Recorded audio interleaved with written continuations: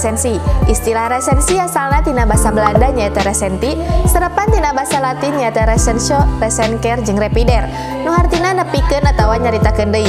Nili karena harti kitu nu disebut resensi teh nyaeta ngajen atawa meunteun hiji kana hiji karya saperti buku, film atawa pitonan drama jeung musik atau konser. Cindekna resensi teh nyoko kana kagiatan meunteun atawa ngajen hiji karya atawa pitonan seni nu tujuanana pikeun mere informasi jeung ngagambarkeun keunggulan jeung kahengkeran keur nu maca atawa lalajo.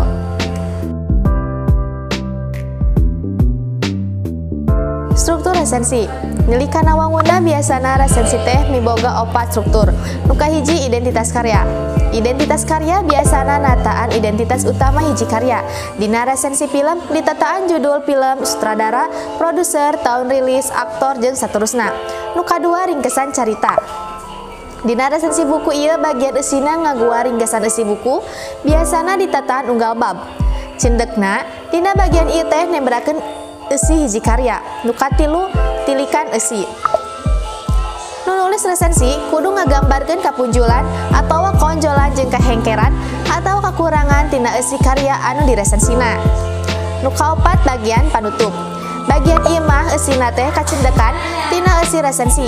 Biasana mah ditepikeun oge harepan-harepan nu nulis resensi kana karya anu diresensina.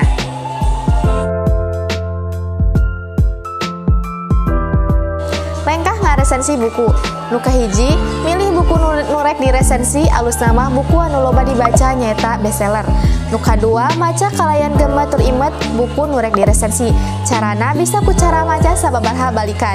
Nu katilu, nyatetkeun hal-hal anu pikitajian jeung anu kurang pikatajian tina isi buku. Nu kaopat, nyatetkeun pamanggi atawa sawangan hidup. Nah eta teh buku teh payu tur gede mangpaatna atawa henteu keur bacaan balarea.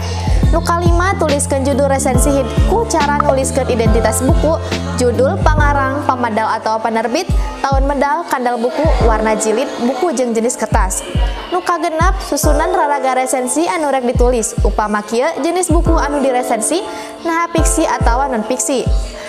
Nu kahiji nuliskeun identitas buku, nu kadua medar ngeunaan eusi buku, nu katilu medar ngeunaan kaunggulan jeung kahengkeran eusi buku, nu kalima medar ngeunaan mangpaat nu keur bacaeun balarea. Nu kalima ngajudulan resensi.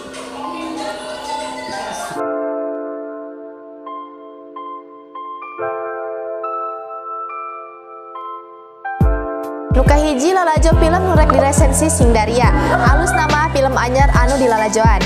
Nu kadua nyatetkeun guluyuran carita atawa alur atawa adeg-adegan penting anu matang pikatajian tina eta film. Kitu deui caritakeun hal-hal anu kurang dipikaresepeunana. Nu katilu nyatetkeun pamanggi atawa sawangan hidup, nah eta film teh payu atawa gede mangpaatna pikeun dilalajoan ku balarea atawa henteu. Nu kaopat tuliskeun judul resensi ku cara nuliskeun identitas film anu diresensina, saperti judul, palaku utama, sutradara, produser, rumah produksi nu ngaluarkeun eta film, nu nulis naskah, lilana atawa durasi. Jeung jenis filmna naha kaasup horor, drama, action jeung saterusna. Nu kalima susun rangkai resensi anu rek ditulis. Anu kahiji jenis film anu rek diresensi. Nu kadua nuliskeun identitas film.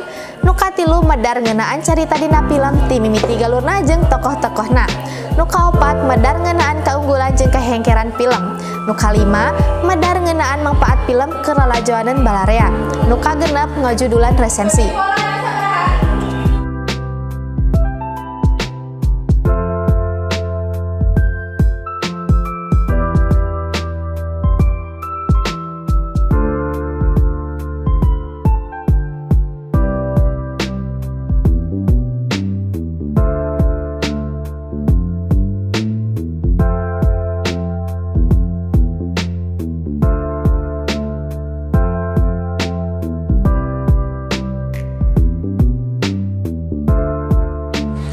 Assalamualaikum warahmatullahi wabarakatuh.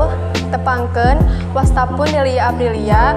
Di dieu abdi bade ngareview novel anu judulna Patepung di Bandung. Sampelan ka-10 nyaeta sakola deui. Wilujeng ngaregepkeun. Identitas buku, judul novel nyaeta Patepung di Bandung.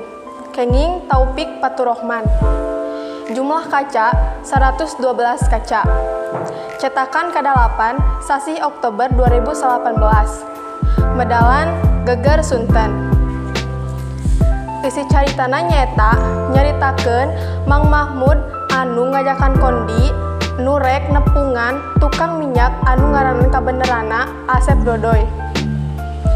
Kondi atau pisan sugan we bener ieu Asep Dodoy teh babaturana Kang Odong. Basa Pak Asep ditaros perkawis Kang Odong bener we apaleun cenah mah salah sahiji pagawena. Di sisi jalan kadenge mobil gurang gerung disidik-sidik anu turun tinu mobil teh Kang Odong. Ayeuna kondi jeung Kang Odong papangih deui. Kang Odong jadi robah ayeuna mah jadi lebih dewasa. Isukna kondi jeung Kang Odong balik deui ka lembur. Kasampak indungna Ceiti, Binarmi jeung Tatangga meuli pada bungah pisan Kang Odong balik deui ka lembur. Isukna Kang Odong balik deui ka Bandung. Sakalian mawa Ceiti jeung anakna darek tuluy matu di Bandung. Sateu acan mangkat, Kang Odong nitah ka kondi maturan indungna anu jadi janda deui di lembur. Sakalian bari nuluykeun sakola deui cenah da ari waragadna mah ditanggung ku Kang Odong. Akhirna kondi sakola deui. Temana nyaeta mayunan cobaan kahirupan anu akhirna manggih kabahagiaan.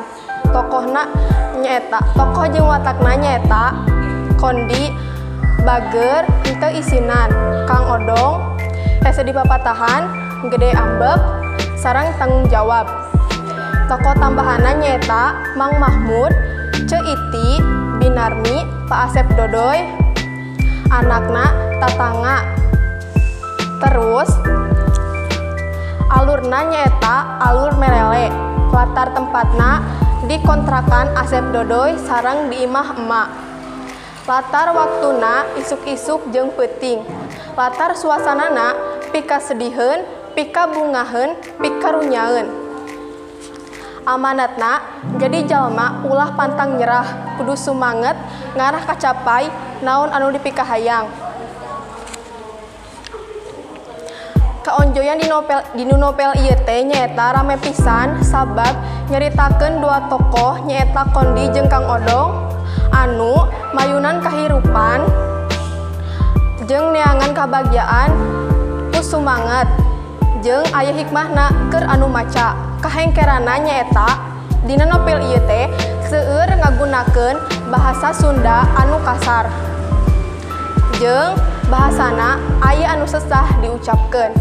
Kasimpulanana nyaeta novel ieu teh sae kangge pieunteugeun kahirupan sareng haboda lepat sabab patali jeung perjuangan kahirupan anu sabenerna. Wassalamualaikum warahmatullahi wabarakatuh. Ilap deui.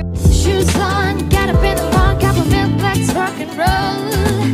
King Kong, kick the drum, rolling on like a rolling stone. Sing song when I'm walking home, jump up to the top of the road. Ding dong got me on my phone, I see and I get my ping pong. Hey.